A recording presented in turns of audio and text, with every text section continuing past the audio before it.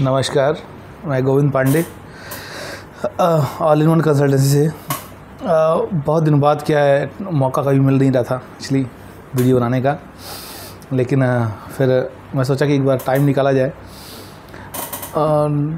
अभी क्या है कि छुट्टियां, स्कूल की छुट्टी ख़त्म होने वाली है ऑलमोस्ट, और फिर से मुझे लीड्स आना शुरू हो गई हैं टीचर्स की। तो जितने मैं इसलिए ये वीडियो जारी किया हूँ ताकि जितने भी कैंडिडेट्स हैं जो कि कहीं छुट्टी पे गए थे या वेकेशन पे अपने भाई फैमिली के साथ टाइम बिता रहे हैं या जैसे भी, तो वो थोड़ा सा एक्टिव हो जाएं, क्योंकि 20 तारीख से 20 जून से फिर से हायरिंग शुरू हो गई है और फिर से ज्वाइनिंग शुरू हो जाएगी। तो थोड़ा क्या है कि एक्टिव हो जाएंगे वो, तो मुझे क्या होगा कि इंटरव्यू कराना, उनको अलाइन करना, वो थोड़ा आसान हो जाएगा मेरे लिए।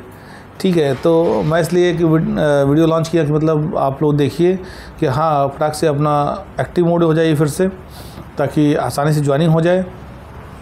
कैंडिडेट्स बस 2-3 चीज़ों पर ध्यान देना है। किसी भी टीचर को बहुत ज़्यादा मुश्किल नहीं होना चाहिए, बस थोड़ा सब्जेक्टिव नॉलेज, इंट्रोडक्शन बहुत अच्छा होना चाहिए आपका, इंग्लिश कन्वर्सेशन थोड़ा सा बढ़िया होना चाहिए, और एक एप्लीकेशन राइटिंग वो घर से लिख कर लाए, बल्कि घर से लिख कर लाए। एक बार यहाँ भी लिखवाऊँगा मैं, ठीक है। तो 2-3 प्रोटोकॉल्स ऐसे हैं जो कि मतलब बहुत इंपॉर्टेंट हैं, उसके बिना पॉसिबल है ही नहीं चीज़ें। तो वो यही है कि हाँ, एक टीचर कभी भी स्कूल में जाता है हायरिंग के लिए तो पहला रिज्यूम जमा करना, दूसरा एक एप्लीकेशन राइटिंग, हाँ एक एप्लीकेशन लिख देना है to the principal, I am here to apply in institution as a maths teacher, science teacher, जो भी है सभी टीचर, और एक इंट्रोडक्शन अपने बारे में, ठीक है। और सब्जेक्ट नॉलेज सबसे लास्ट में आता है देखा जाए तो। पहले क्या है कि प्राइमरी सेक्शन में सारे प्रिंसिपल यही देखते हैं कि हाँ, आप बोल पाएंगे नहीं बोल पाएंगे, बच्चों के सामने अपनी बात रख पाएंगे नहीं रख पाएंगे, ये सब मतलब सबसे इम्पॉर्टेंट चीज़ है। उसी पे पहले स्कूल काम कर रहा है आजकल, ठीक है। तो उसका सब्जेक्ट नॉलेज तो मतलब चेक होना ही है, उसके बिना तो पॉसिबल है ही नहीं मैटर। सब्जेक्ट नॉलेज तो चाहिए ही चाहिए, लेकिन सब्जेक्ट नॉलेज के पहले इंट्रोडक्शन, एप्लीकेशन राइटिंग, इसमें ये चेक हो जाता है कि आपकी हैंड राइटिंग कैसी है, आप उसमें स्पेलिंग में मिस्टेक कर रहे हैं या नहीं कर रहे हैं, ठीक है। ये सब चेक करने का तरीका यही है कि एप्लीकेशन लिख दिया। अब कई लोग प्रिंसिपल की स्पेलिंग गलत कर देते हैं, कई लोग सब्जेक्ट की स्पेलिंग गलत कर देते हैं, कई लोग कहीं पकड़ने का तरीका ये सब है प्रिंसिपल को कि आप स्पेलिंग कहाँ मिस्टेक कर दिए, तो उससे ये मालूम चल जाता है कि आपको सब्जेक्ट नॉलेज कैसा है, इंग्लिश कैसी है आपकी। दूसरा क्या है कि आप वहाँ रिप्रेजेंट कर पाएंगे नहीं कर पाएंगे, इससे इंट्रोडक्शन से ये मालूम चल जाता है। मतलब ये सब एक प्रोटोकॉल्स है ये पकड़ने के, कि मतलब टीचर जो है, जो मेरे पास आया है, वो अपनी बात सही से रख पाएगा नहीं रख पाएगा, और वो बोर्ड पर लिख देगा तो बच्चे पढ़ पाएंगे नहीं पढ़ पाएंगे। ये सब हथकंडे हैं सारे, ये सब पकड़ने का तरीका है कि मतलब कैसे एक प्रिंसिपल पकड़ेगी कि एक टीचर जो आया है सामने वो बच्चों को पढ़ा पाएंगे नहीं पढ़ा पाएंगे। क्योंकि टीचर्स का लिखा हुआ अगर बच्चे नहीं पढ़ पाएंगे तो पॉसिबल है ही नहीं चीज़ें, फिर वो कैसे मैनेज करेगा। मैथ्स टीचर तो है नहीं, मान लें मैथ्स टीचर को थोड़ा बहुत अवॉइड हो जाता है मैटर, लेकिन साइंस टीचर, इंग्लिश टीचर, इनको तो पॉसिबल है ही नहीं। वो रोज़ बच्चे ही परेशान कर देंगे, या बच्चे तुरंत बोल देंगे कि भाई टीचर ही वैसे लिखे तो मैं वैसे छाप दिया। बच्चे कुछ बोलते नहीं है, तुरंत छाप देते हैं कुछ भी, टीचर कुछ भी वो लिखेगा फटाक से कॉपी में। तो इसलिए क्या होता है कि टीचर्स को ये सब भी देखना पड़ता है कि हमारी हैंड राइटिंग कैसी है, अच्छी होनी चाहिए। बोर्ड पे मैं लिख रहा हूँ तो कोई भी अल्फ़ाबेटिकल मतलब स्पेलिंग मिस्टेक नहीं होनी चाहिए। स्कूल की स्पेलिंग SCHOOL है तो बिल्कुल SCHOOL होना चाहिए, उसमें एक भी आगे पीछे नहीं होना चाहिए। एरोप्लेन की स्पेलिंग बहुत बड़ी है तो उससे कोई मतलब नहीं है, टीचर लिखेगा तो सही लिखेगा, ये पक्का है, इसमें कोई भी डाउट नहीं है। टीचर्स को सही ही लिखना है, गलत लिखना ही नहीं है। तो ये सब मतलब एक बहुत बड़े फैक्टर्स हैं जो कि टीचर्स के लिए हैं। बाकी टीचर्स के अलावा जो बच्चे माइक्रो फाइनेंस में काम करना चाहते हैं, वो माइक्रो फाइनेंस में भी बहुत सारे हायरिंग चल रही है इस समय, उसमें जा सकते हैं। माइक्रो फाइनेंस के अलावा कई लोग PVR सिनेमा में ज्वाइनिंग हुई है, उनके लिए बहुत कॉन्ग्रेचुलेशन। उनको कम से कम 25-30 लड़के हमको लगता है सिलेक्शन हुआ है। तो PVR सिनेमा गोरखपुर में है, आप लोग जाते ही होंगे मूवी देखने। उसमें करना कुछ नहीं था, उसमें टिकट चेक करना, टिकट काटना, सेल परचेज, ये सब बेसिक वर्क थे। उसमें 8 घंटे की शिफ्ट थी, 16,000 सैलरी थी, तो उसमें कोई दिक्कत थी नहीं, अच्छी जॉब थी वो। एक 12th पास कैंडिडेट के लिए जिसको सिर्फ बात करने आता है, उसको 16,000 सैलरी मिल जाए, 8 घंटे की शिफ्ट मिल जाए, तो हमको नहीं लगता कोई बुरा है उसमें। ठीक है। बाकी उसके अलावा देखा जाए तो कंप्यूटर ऑपरेटर की हायरिंग बहुत तेज़ी से चल रही है। तो जो भी कैंडिडेट कंप्यूटर ऑपरेटर के लिए इंटरेस्टेड है, चाहे मेल हो फीमेल हो, वो फटाफट आएँ ऑफिस पे। सेम डे इंटरव्यू का प्रोसेस हमारा है। जिस दिन आप आइए 10 बजे अगर आप आएंगे तो इंटरव्यू सेम डे हो जाएगा। आप थोड़ा सा लेट आते हैं, मान लीजिए शाम को 6 बजे कोई आएगा तो 6 बजे मैं कैसे इंटरव्यू कराऊंगा, तो मुझे भी देखना पड़ता है, तो टाइम को सेट करना पड़ता है।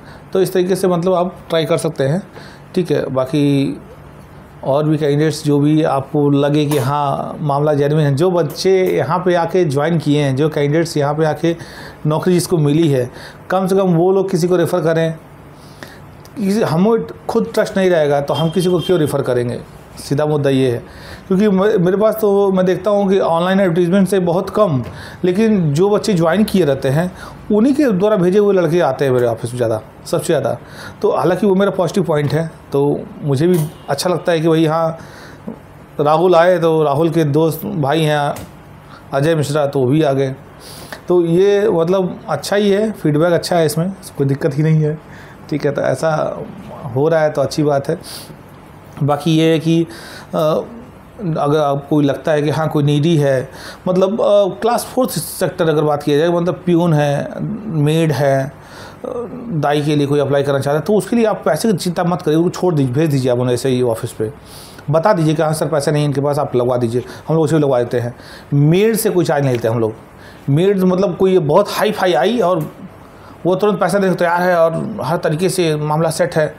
तो जैसे कभी कभी प्रोफेशन से आते हैं लोग कि हम मेड है और हम पहले से 12,000 छाप रहे हैं और हमको 4,000 5,000 और व्यवस्था करा दीजिए, मतलब एक और दिला दीजिए घर, ताकि मुझे 5,000 7,000 और मिल जाए। तो ठीक है, उससे हम लोग ले ही लेते हैं, क्या करना है।